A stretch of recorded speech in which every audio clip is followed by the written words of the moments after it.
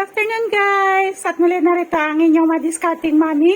Ayun guys, sa hapong ito mayroon akong planong lulutuin, no? Ito ay arroz valenciana. Ito ay favorite ng mga Ilonggos kasi ang mami ninyo ay Ilonggo. Kaya ayan, ang aking favorite ay ang arroz valenciana. So guys, ayan, ipapakita ko to sa inyo ang aking mga ingredients na aking ihahalo doon sa aking arroz valenciana. Una, mayroon tayo ditong malagkit na bigas. Ayan, no? Kailangan ay malagkit na bigas. At mayroon tayo ditong chicken. Ayan yung ating chicken. Breast chicken yan guys, no? At ito ay gizzard, no? Ayan, ay balon-balunan ng manok. At ito ay atay naman ng manok. At ito ay bell pepper, no? Ayan. At mayroon tayo ditong gisantes. Ayan guys. At 3 itlog. Ayan. At mayroon tayong bawang, sibuyas, at raisin. Ayan. Ang ihahalo natin dyan. At asin. At seasoning. Ayan guys. At ito ay ang ating turmeric. At ayan ang ating Knorr chicken cubes guys. Ang ating ihahalo dito sa ating lulutuin na arroz valenciana guys. So tingnan ninyo guys. At samahan nyo ako kung paano ko itong lulutuin ang arroz valenciana hanggang sa pagtatapos. Ayan guys, no? At 2 takal na yung ating malagkit. Ayan. So ayan, no? 1 kilo naming lulutuin ang arroz valenciana. Ayan. Basta Ilonggos, pagka narinig na nila ang arroz valenciana, alam na nila yan, no? Kasi yan ang aming mga pagkain palagi, lalo na sa mga kasalan, binyagan, at birthday, no? Hindi nawawala yan ng arroz valenciana. Ayan, okay guys? Ayan guys, sinuhugasan na yung bigas, ano? Ayan, ang paraan ng pagluluto ng arroz valenciana. Ayan, huhugasan ng malagkit na bigas. Ayan, mga 2 hugas yan guys. Ayan, okay. Ayan guys, no? Pangalawang hugas na yan. Ayan, okay. Ayan, nilalagay ang turmeric guys. Ayan, pagkatapos hugasan ng bigas, ayan, ihahalo yung turmeric para doon magkakakulay, no? Ayan, magkakakulay ang bigas. At ito pag sinaing na ay kanin na siya. Ayan. At tutubigan siya guys. Ayan, tatakalin. Kung ilang takal yung malagkit, yan, 2. 6 yung kanina guys. 3. 4. 5.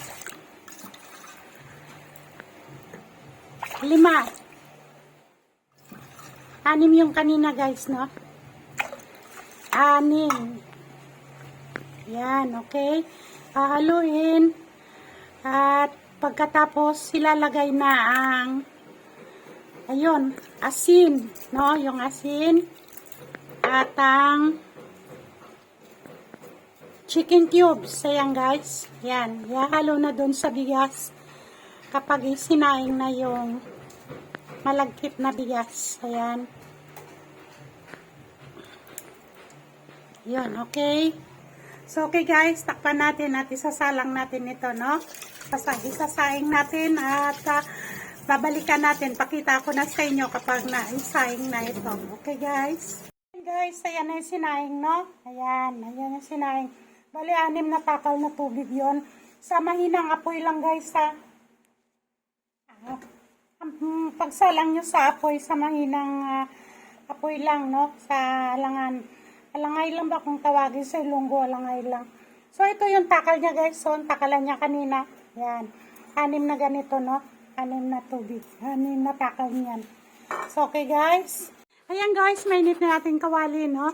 Kaya magigisa na tayo ngayon. Umpisa na tayo sa pagisa at ang ating mga ingredients natin ilalagay. Yung atay natin kanina, yung gizzard at saka yung chicken. Ayan guys. Ayan, okay.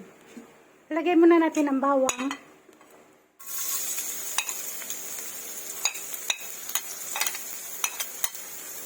Ayan, yung bawang, no? Kapula-kulain muna natin ang bawang.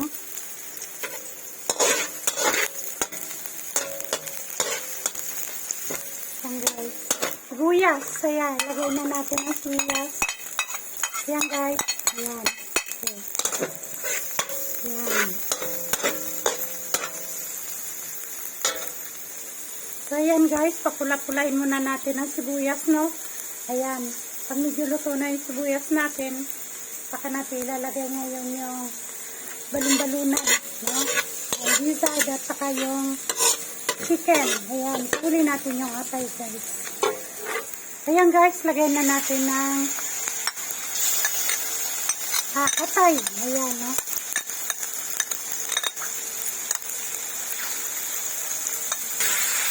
At mamayang kunti, ilalagay na rin ang manok.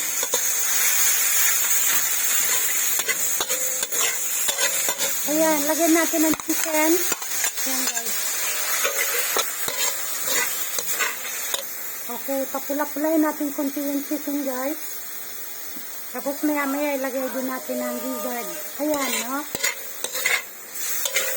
Gizzard. Ayan, guys.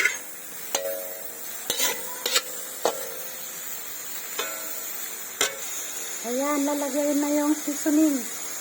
Ating seasoning, no? Ayan, guys.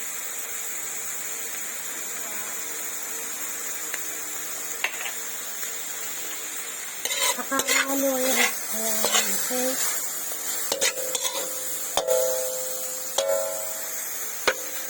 Ayan, no? Ayan siya guys. May lagay na yung seasoning, no? Ayan.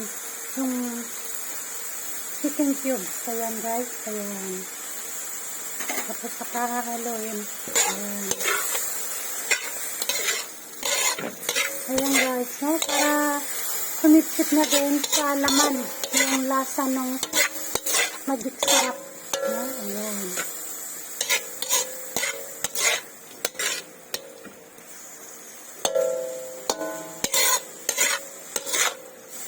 Sarap, ang bango. So, ayan guys, no? Nakita niyo yung mga hiwa ng chicken. Depende sa inyo yan. Kung gusto nyong hiwang maliliit, pwede naman. Kung gusto niyo yung hiwang medyo malaki-laki, okay rin, no? Ayan guys. So, ayan ang hiwa namin medyo malaki ng konti. Ayan. At lalagyan na ng tubig, no? Ayan, 1 cup nilagay.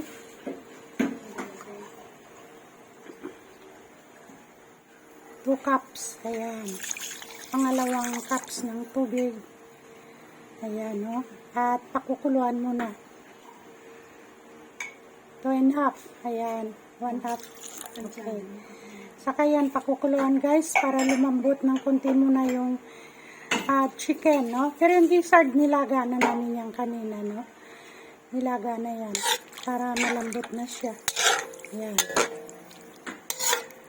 Ayan guys. Yung timpla, depende sa inyo guys ha, kung anong timplang gusto nyo. Sa taste na lang ninyo yan, no? Kung gusto nyo medyo maalat-alat, dagdag lang kayo ng asin. Pag katamtaman lang, tikman nyo yung gusto nyong lasa. So okay guys, pakukuloy natin ito at babalikan natin maya-mayang konti. Na natin yung malagkit. Ayan yung kanina na yung chicken, yan yun. Pinalambot lang namin yun. Ayan, ilalagay na yung kanin.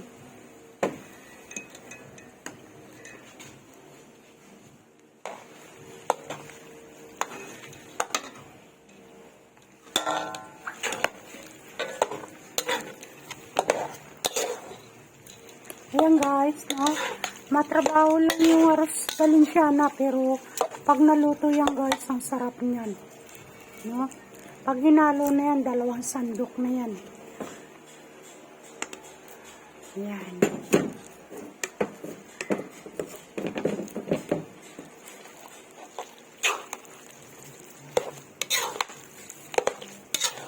Ayan guys, halo lang ng halo, no? Halo ng halo. Hanggang sa matuyo siya.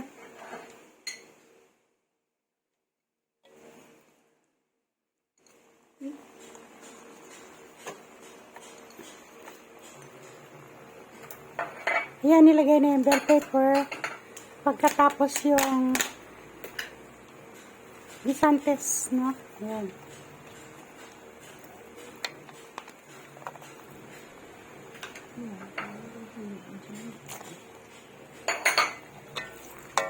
Tapos haluin ulit para mag-mix.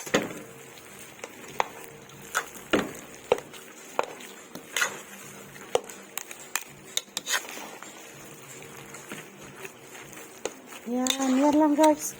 Tiyaga lang no sa pagluluto ng arroz Valenciana. Kasi pag hindi ka matyaga, hindi mo maluluto yan. No? Kasi maghahalo ka dyan ng maghahalo. Para mag-mix yung chicken, saka yung bell pepper, saka yung guisantes. Ayan.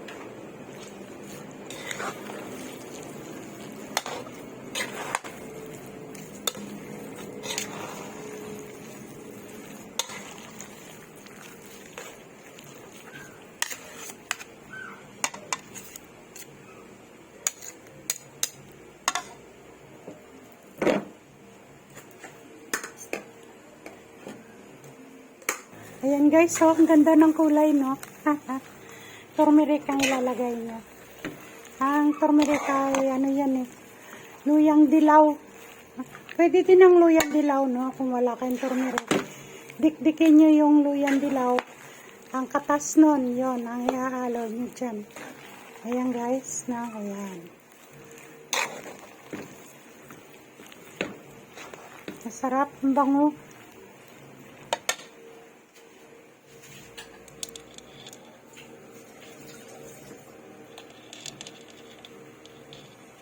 Ayan guys. Okay, balikan natin ulit. Sarap guys. Ayan, lalagay na yung raisin.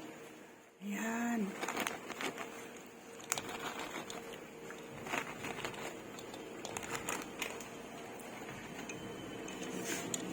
Spring onion.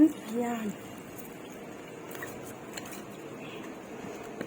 Ayan, ito ka. Okay na, no? Templado na yan siya, guys.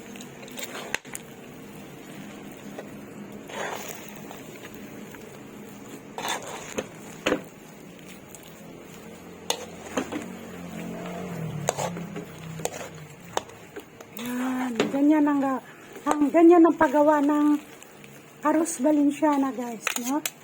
Halo ka lang nga lang ng halo dyan. Pero ang sarap, no? Favorite ko kaya yan, ang arroz Valenciana. Matrabaho lang siyang gawin.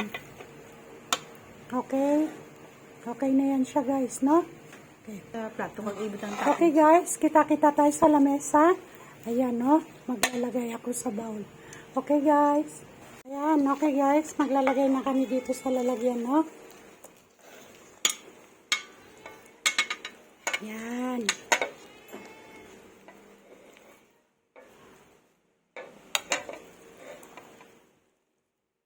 Sarap. Naamoy ko na ang bango. Ang bango ng bell pepper, no? Yan ang nakapagpabango dyan. Yung bell pepper.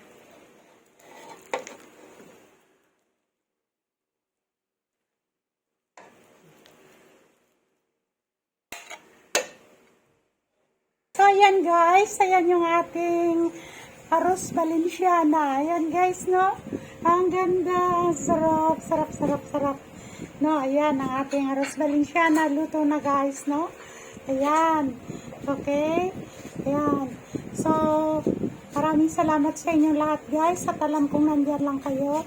Mapatuloy na tumatangkilik ng aking mga videos. Maraming salamat sa inyong lahat guys. And please don't forget to subscribe, like, and click the button bells 2 times upang patuloy ko pa kayong ma-update sa mga videos na nais kong ibahagi para sa inyo. Thank you so much and please don't forget to comment below guys. At si Mami masipag magbasa at mabilis sumagot sa lahat ng inyong mga katanungan. Thank you so much. May the Lord God bless you all. Thank you. Bye-bye. I love you all.